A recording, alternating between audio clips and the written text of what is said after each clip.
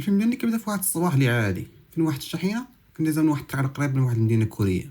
الطريقه هذه كانت مسدوده بسبب شي حديد اللي كان غامض، ولكن خونا اللي صاي كان مستعجل بزاف، ما بغاش يضيع الوقت، قرر يطول الطريق ويشوف دوره اخرى. ولكن هذا القرار الصغير بالضبط هو اللي غادي يبدل كلشي. هو كيدوز ما شافش واحد الغزاله كانت قدامه ويدخل فيها، ضربها ويتموت في البلاصه. هبط باش يشوفها ويتاكد، خوان بقى فيه الحال، صافي رجع الطوموبيل ديالو كمل الطريق. بالنسبه لي صافي الموضوع رساله انا ما طرا والو، ولكن من بعد ثواني الغزاله كتنوض عاوتاني بحال ما طرا حتى شي حاجه وعينيها كانوا بيضين.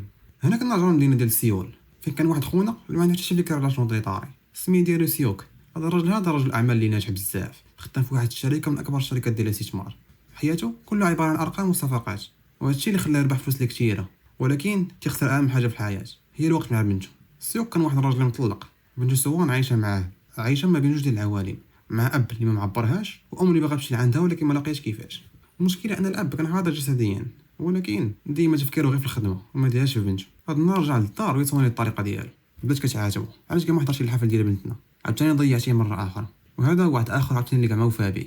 هادشي بالنسبه لسيوك شي حاجه اللي عاديه، اصلا الخدمه هي الاولى، داكشي الاخر ما تيهموش. بما ان العيد ميلاد ديال بنته سوان كان قرب، قرر يجيب لها شي هديه اللي تكون غاليه باش هكا يعوض على داك الفراغ اللي كان بيناتهم. ولكن غيتصدم اللي بنته غتحل الهديه غتلقاه هي نفس اللي جابها العام اللي فات.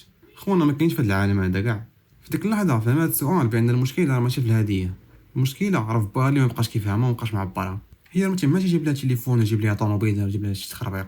كان الطلب ديالها بسيط بزاف، باغا غير تمشي لبوسان عند ماماها باش دوز عيد الميلاد ديالها معاها، حيت توحشتها بزاف شحال كاع مشات لعندها. ولكن سيو كاع ما عجبو الحال حيت موفر لها كلشي، والسفر كاين الوقت، والى هضرنا على الوقت كنهضروا على خسران الفلوس. ولكن الجده ديال سوان كتفهم باباه بلي كاين شي حوايج ما كيتعوضوش بالفلوس، وكاين وعود اللي الا ضاعوا كيضيع معاهم الانسان كامل. صافي في الاخر كيوافق، وهذه تقريبا اول مره من مده طويله غادي يختار بنته على الخدمه. في النهار التالي خدا بنته مشاو لجهه المحطه ديال القطار. في الطريق سولها قال لي علاش ما كملتي الاغنيه ديالك في الحفل. قالت ليه بلي كنت كنقلب عليك وسط الجمهور، من ما لقيتكش صافي ما بقيتش حامله نكمل كاع، حيت كانت باغيه يكون تما يعاونها معنويا.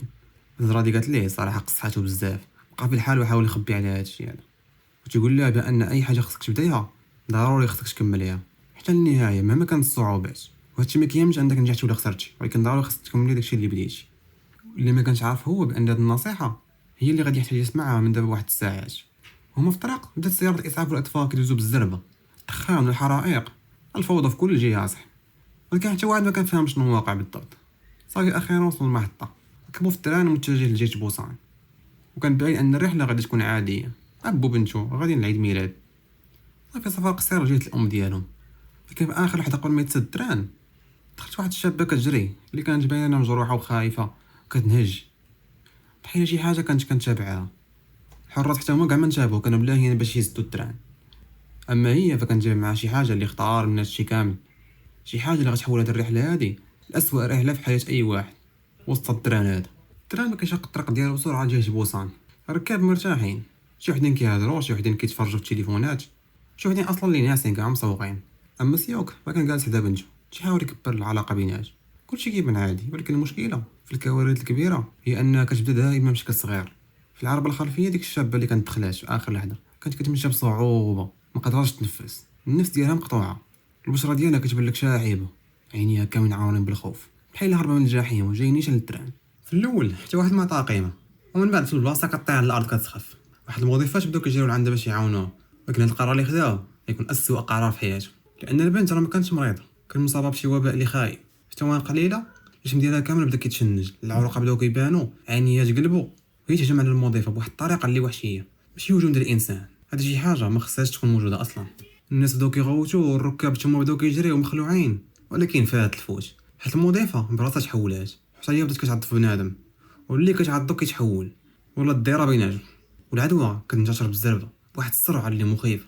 كل واحد كيتعض كيولي في البلاصه بحاله، ما كاينش وقت للتفكير كاع ولا باش يفهموا هاد المشكل طاحوا فيه ويهربوا. في وسط هاد الفوضى سيوك كان باغي يقلب على بنته اللي مشات للحمام، دقات القلب ديالو كيتزادوا، القلق ولا كبر من اي حاجه، حيت هاد المره ماشي صفقه ماليه غادي تضيع، هادي راه بنته اللي من الطرف ديال الكبده ديالو. في ديك اللحظه بالضبط خرج من الحمام سوان، ولكن اللي شافت قدامه اقل الدم يتجمد في عروقه، الناس كيجريو وناس كيطيروا فوق بعضياتهم من العضان، كلشي كيغوج. اما سيوك ما فكر جوج مرات، شد بنته من يده بدا كيجر فيها وكيجريو. في طريقهم وهما هاربين كيتقاطع مع واحد الراجل ترى خونا وحش، سميه ديالو سانغ، هو واحد من افضل الشخصيات اللي كاينين في هذا الفيلم. راجل بسيط ولكن القلب ديالو كبير، كيبغي العائله ديالو.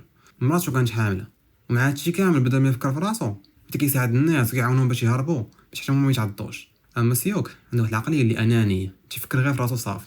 بالنسبه ليه اهم حاجه هي بنته، ولكن هاد العقليه هادي هي سببه في عذابو اللي غتسبب ليه في مشاكل اللي كبيره. واخيرا وصل الممر اللي ما بين العربات، وسدوا الباب عليهم. في ديك اللحظه اكتشفوا واحد الحاجه اللي غريبه، بان الزومبي كانوا كيضربوا في الباب بجنون، تيخبطوه وتيغوتوه وكيحاولوا يوصلوا لهم، ولكن ما قادرينش يحلوا الباب. وهنا بدا كلشي كيتنفس الصعداء، شويه ديال الامان وسط هاد الرعب هذا اللي كان بيناتهم. بيد ما الجميع كان كيحاول يفهم شنو واقع، لاحظوا واحد الحاجه اللي غريبه، هي ان الزومبي ملي كيزدوا عليهم الرؤيه كيتهداو وكيبقاو لا يغوتوا لا يحاولوا يحلوا الباب. ملي كيشوفوا شي واحد كيتحرك كيوليو وحوش عاوتاني باغيين يعضوا باغيين يهرسوا البيبان. يعني هاد المخلوقات ما كانتش كطارد البشر بالرائحه ولا بشي حاجه، كانت غير كتسمع الصوت وكانت كطارد اي حاجه كتحرك قدام. هنا بشويه الامل كيبان ليهم، لان اي نقطه ضعف عند العدو يمكن ليه تعتقلهم. ولكن الامل بطبيعه الحال كاع ما غيدوم بزاف. جاب غير بعض اللحظات جاء اعلان عن سائق ديال الطياره، قال لهم بان الرحله راه تبدلات وانهم غادي يوقفوا في المحطه ديال دايجون، فين كاين الجيش الشمالي اللي غادي يعاونهم ويديهم لبر الامان. على الاقل هادشي اللي كانوا كيظنوا. الخوف اللي كان في الركاب كيتبدل الامال، ولاو كيتنفسوا الصعداء. يمكن هذا الكابوس وقيلا قرب يسالي، والجيش راه بصح سيطر على الوضع وغادي يعاوننا بصح.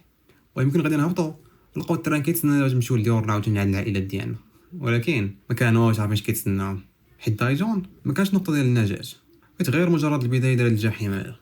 شتي الامل في بعض المرات تيكون اخطر من الخوف، حيت الخوف على الاقل تيخليك واجد الاسوء، اما الامل الكاذب تيعمي لك البصيره. من بعد ساعات ديال الرعب داخل القطار جاهم خبر اللي خلى الجميع يتنفس الصعداء، القطار غادي يوقف في محطه ديال الجام. سيوك حتى هو بدا كيخطط كيفاش يخرج بنته من هذا الكابوس هذا، وتواصل بالصديق ديالو اللي في السلطات. والراجل اكد ليه بان الجيش راه بصح كان في دايجون، ولكن زاد قال ليه معلومه اللي مهمه، اي واحد غادي يخرج من المحطه يتحط في حجر صحي. اما سيوك عنده عقليه رجل الاعمال اللي ديما كيقلب على الطريق المختصر، طلب صاحبو يدبر ليه فشي مخرج خاص يكون بعيد على الناس غير هو وبنته. بالفعل عطاه طريق جانبي، الطريق اللي غادي يكون امن. هنايا كيبان لنا التران بلي بصح وصل الوجهه ديالو، الباب كيتحل والركاب كيهبطوا بزاف، ولكن من اول ثانيه كان كيبان بلي شي حاجه ماشي طبيعيه. المحطه كانت خاويه كتصفر، واحد الشكل اللي مخيف، كاين لا جنود لا موظفين لا مسافرين او والو، الدنيا كتصفر غير السقيل تمايا. وهاد الصمت هذا كنركب فيه من الرعب اكثر من الصوره ديال الزومبي. سيوك شد بنته مشى للممر الشرقي اللي كان قال لي صاحب، اما باقي الركاب فتبع الممر الرئيسي اللي خصهم يمشيو فيه. هنا الفيلم يدير اكبر ضربه قويه، حيت سواء كانت باغا تعيط للناس تقول لهم اجيو معايا، ولكن سيوك منعها، قال لها ماشي شغلك ديها في راسك صافي. هنا كنتاكدوا بان سيوك باغي خصو يتبدل بزاف، باقي كيفكر غير في راسو. داك الخوف بدا كيغلب على الانسانيه ديالو. في نفس الوقت الركاب وصلوا للنهايه ديال السلالم المتحركه، تما كيشوفوا الحقيقه بان الجيش كامل ولا متحول زومبي في الملابس ديال العسكريه. في الاول عليهم امل، كان كنلقاهم غير زومبي حتى هما. تبان لك الطاشمه ديال الجنود جايين هاجمين عليهم. اللي كيتردد كيموت، اللي كيتردد كيموت، اللي كيغامر بحياته كامله باش يعتق شي واحد غيجيبها في راسو. سانغوش مراتو اللي حامله وبدا كيجريو وياه باش يهربوا، اما واحد الفريق ديال البيسبول بدا كيقلب على طريقه ديال الهروب. الركاب كاملين تشتتوا، اما سيوك فكان الجيش الاخر اللي امن وما فيه حتى شي واحد. ولكن الكارثه كاع ما طولات، حتى هو وصلوا عند الجنود، حيت الرجال اللي كان صاحبه وعدوا بهم تحولوا حتى هما ولاو جزء من نفس الكابوس. في وسط الفوضى واحد الزومبي جرى مباشره لجهه سوان، وهاد المره ما كانش سيوك قريب كفايه باش ينقذها. ثاني وحده كان ممكن كل شيء سالي، ولكن قبل ما يوصل لعندها دخل سانغ هو بيناتو، ضرب الزومبي بكل القوه ديالو وجر سوان بعيد وانقذ الحياه ديالو مره اخرى عاوتاني. وهنا كيبان الفرق كبير بين الشخصيات. سيوك اللي كان مستعد يدير اي حاجه على قبل بنته وعلى قبل راسو، اما سانغ هو فكان مستعد يحمي اي شخص محتاج المساعده. فضل التدخل قدرات المجموعه الصغيره تهرب، وجراو كاملين حتى وصلوا لقطار واحد اخر، وسدوا الباب عليهم في اخر لحظه. من بعد كانت جايه طاشمه ديال الزومبي، اما الناس اللي بقاو في الخلف فما كانش عندهم نفس الحظ وكاملين تحولوا. ثواني من بعد وسكت كلشي، سكته كتعرف منها بالضبط شنو واقع بلا ما تحتاج تشوف. فاش تنفسوا شويه اخيرا دوك عيطوا شكون اللي باقي حي. سيوك كسوان سانغ هو ومراته الحامله معهم داك الفريق ديال البيسبول، عاد قليل من الناجين معاهم. ولكن المشكله جديده كانت اختار، حيت الناس كاع بقاو مجموعين، يعني كاع ما يقدروا يعاونوا بعضياتهم. كانت كاينه واحد المجموعه اخرى محاصره في جهه مختلفه من القطار، ومن بينهم بنت البيسبول اللي عشيرت الدري الاخر، وكانوا ضروري خصهم يرجعوا ليهم. ولكن باش يوصلوا ليهم خصهم يدوزوا من وسط العربات اللي عامرين بالزومبي، العشرات على ماشي عشرات المئات يا صاحبي. ديك اللحظه بنتو كانت في العربه رقم 15، ودابا هو بعيد عليها بزاف ديال العربات. هادشي علاش سيوك وسانغ هو والشاب بيونغ كوك قرروا يرجعوا ويمشيو عند صحابهم. قبل ما يتحركوا كيعمرو يديهم مزيان بالحوايج باش هكا واخا عندهم الزومبي ما تفر منهم والو، ما يوصلوش للحم ديالهم. الخطه كانت بسيطه ولكن التنفيذ ديالها راه قريب للانتحار. سانغ هو غادي يكون في الواجهه حيت هو الصح فيها، اما سيوك غادي يكون الوسط، ويونكوك غادي يكون اللور بالعصا البيسبول ديالو. من بعد فتحوا الباب دخلوا مباشره لواحد العالم عامر بالوحوش. الزومبي كانوا في كل بلاصه ولكن سانغ هو ما عطاهمش شي فرصه. مع الدخله بدا كيتسافل وكيضرب فيهم، كيتغرق لاكاج يا ولدي لقى ولدي لقى كيطيحهم على الارض كيدفع فيهم ايش باش ما عطا الله. المهم كيغلق طريق وسط الجحيم هذا، وكل مره كيوقع شي واحد فيهم كيجي الاخر كيعاونو كيوقف. حيت هنا مابقاش كاينه انا كاين حنايا صافي، هي كاملين حتى واحد. بهاد الطريقه قدروا يدوزوا اول عربه، الحمد لله دازت سالمه. من بعدها دازوا الثانيه. كيما وصلوا للعربه ديال فريق البيسبول خونا عشيرهم تجمد في بلاص صافي تبلوك اخوان. تيشوف صحابو كاملين تحولوا وكاملين ماتوا، ما بقى قادر يدير حتى شي حاجه. شاف المستقبل ديالو كامل وفشل، الخوف صافي سيطر عليه. واحد شويه لقيطه كيدخل في واحد النفق اللي كان مظلم. الزومبي كيوقفوا كاملين ميبقاوش يتحركوا بحال الا ما بقاو كيشوفوا والو. هنا الدراري فهموا واحد البلان اللي جديد، لان الزومبي حتى هو كيشوف في الظلام كيوليو عاميين كيبقاو يشوفوا حتى شي حاجه. بصراحه خوتنا كيستغلوا الفرصه، كيتمشاو بشويه بحال الا غادي يمشي حقل ديال الالغام. خطوه غلطه وحده كلشي غيسالي، لكن الحمد لله الحظ كان معاهم وخرجت سالمه غانمه.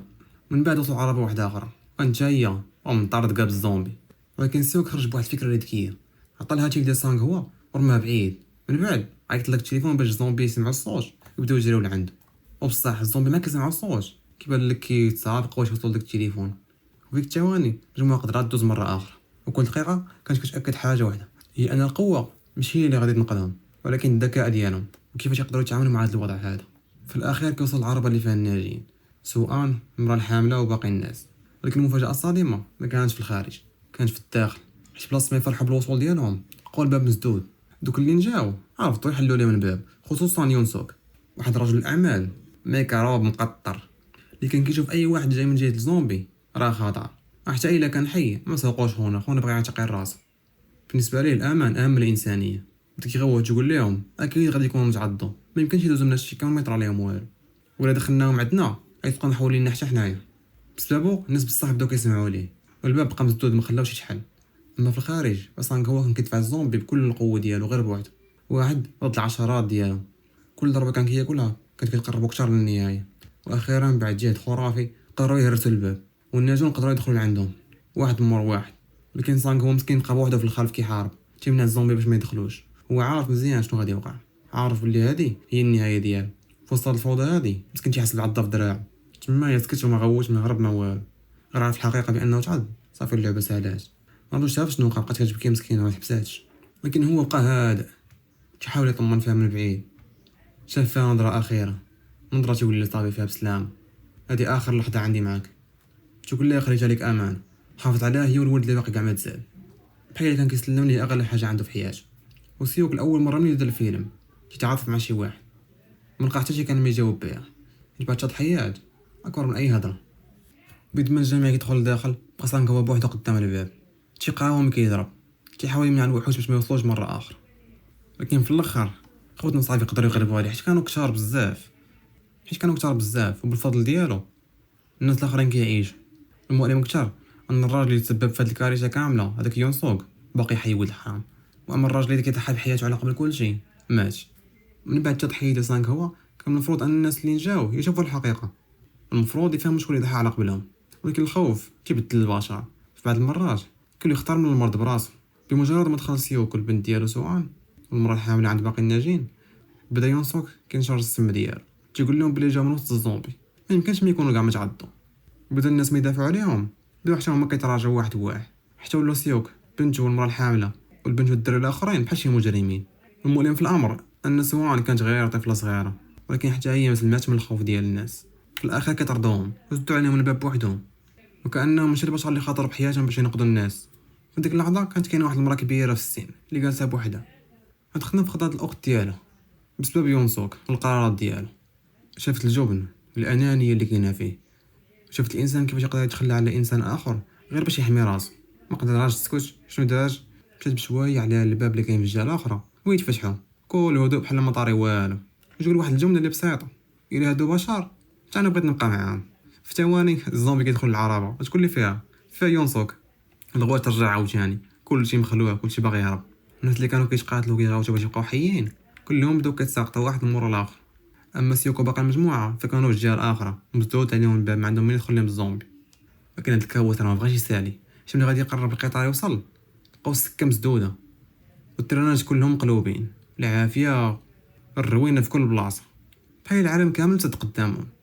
الشيفور كيهبط راسو من التران، كيمشي كيقلب على شي مقطوره اخر باش يركبوا عليها، والفعل كيلقى وحده كيشعلها، كيرجع يتفقد على الناس اللي كانوا باقيين. ولكن حتى هو ما سلمش من الخيانه. يونسوك كان ليه بالمرصاد، واخا قويله كان واحد كان ولد الحرام تخبى في الطواليت وقدر ينجو براسو، ضحى بالسائق باش ينقذ راسو عاوتاني. في الاخير تمكن يركب في القاطره ويهرب، ولكن العدوى كانت وصلت ليه والنهايه ديالو بدات كتقرب. اما سيوك سواء المراه الحامله فقدر يوصل للقاطره في اخر لحظه وخلاو وراهم كلشي، تران الزومبي المدينه اللي ماتت، وكان باين ان النجاه اخيرا قريب. لكن الفيلم كان خبي اخر ضربه، اقصى ضربه غادي تجيهم هي داخل القاطره. كيظهر لهم يونسوك مره اخرى، ولكن هذه غتكون اخر مره. غير هو هاد المره هذه ما بقاش انسان، بدا كيتحول لزومبي ويهجم على سيوك بكل القوه ديالو. قال لي غادي غنديك معايا. بدا واحد الصراع عنيف بيناتهم. سيوك تيتخارع معاه، كيضرب فيه، كيدفع فيه، والو غيدير اي حاجه باش يبقى حي. في الاخير سيوك قدر يرميه برا، ولكن حتى هو كان فات عليه الفوت حيت وسط داك القتال عضو ولد الحرام. فاش شاف الجرحى فهم كلشي، ما بقى لا حل لا دواء، وقال حتى شي معجزه غادي تعتقو، والنهايه ديالو صافي سالات. ديك اللحظه بالضبط وقع اكبر تحول في الشخصيه ديالو. الرجل اللي كان في البدايه كيفكر غير راسو واناني ولا مستعد يضحي بحياته على قبل الناس اللي عزاز عليه. دخل سوان المراه الحامله جايه القياده، بدا كيشرح لهم كيفاش يسوقوا التران، وراهم الفرانات فين كاينين، كيفاش ينقصوا السرعه وكيفاش يزيدوا فيها. حتى من الهضره كان كيضرب بالزربه حيت النهايه ديالو صافي قربات. اما سوان بقات كتشد فيه وكتبكي مسكينه، كتفكر بالوعد اللي عطاها باش يديها تشوف ماما، الوعد اللي قال ليها فيه بانني كاع ما غادي نخليك بوحدك، غنكون معاك دائما. ولكن هاد المره حتى هو ما قدرش يوفي به، ماشي حيتاش ما بغاش، ولكن حيت لقى واحد الشخصيه اللي كانت انانيه اكثر منه. باش حس في التحول صافي غادي يكمل، خرج لبرا وسط الباب وخلاهم في امان بوحدهم. اما هو بدا كيتذكر ماشي الخدمه ديالو ولا دوك الصفقات اللي كان نجح فيهم. تفكر من اول نهار دات عنده فيه بنته شحال كان فرحان هو وماما. في ديك الذكريات لقى السلام اخيرا اللي كان مضيعو سنين هادي. في الاخير كامل راسو من القاطره قبل ما يتحول بالكامل، اختار يموت كأب ولا يموت كوحش ويدي مع الناس اللي كيبغي. من بعد مده قصيره وصلت القطار للاطراف ديال بوسان. سواء المراه الحامله هبطوا بداو كيتمشاو في وسط واحد النفق اللي كان مظلم، وما عارفينش واش الجهه الاخر غادي يكون فيها الامان ولا لا، غير كيتمشاو صافي باش ما عطاهم الله. لكن اللي ما كانوش عارفين هو ان الجنود كانوا مراقبينهم وشافوا جوج ديال الاشخاص خارجين من المنطقه اللي فيها الوباء. الرؤساء عطاهم الامر باش يطلقوا النار ويقتلوا دوك الناس اللي جايين. التونقيه اللي كانت كافيه باش تنهي حياته، ولكن قبل ما يطلقوا عليهم النار كيسمعوا الصوت ديال سوان كتغني نفس الاغنيه اللي ما قدراش تكملها في البدايه ديال الفيلم في الحفله ديالو. الاغنيه اللي كانت باغا تغنيها يكون باباها حاضر كيتصنت لها وكيشجع فيها. هاد المره هادي رغم انه ما بقاش معاها، ولكن كانت كتكمل فيها على قبله. فاش الجنود سمعوا الغناء فهموا انهم بشر باقي كاع ما تحولوا، جراو باش ينقذوهم. هكذا سالات الرحله ديالهم، الرحله ديال الاب اللي ما كانش عطى الوقت لبنته، وسالات باب عطى حياته كامله باش تعيش بنته. المهم الفيلم ديالنا غادي نقول لكم هنا ساهل. كنتمنى تفاعلوا مع الفيلم، تخليوا لي لايك سبسكرايب. تهلاو في راسكم.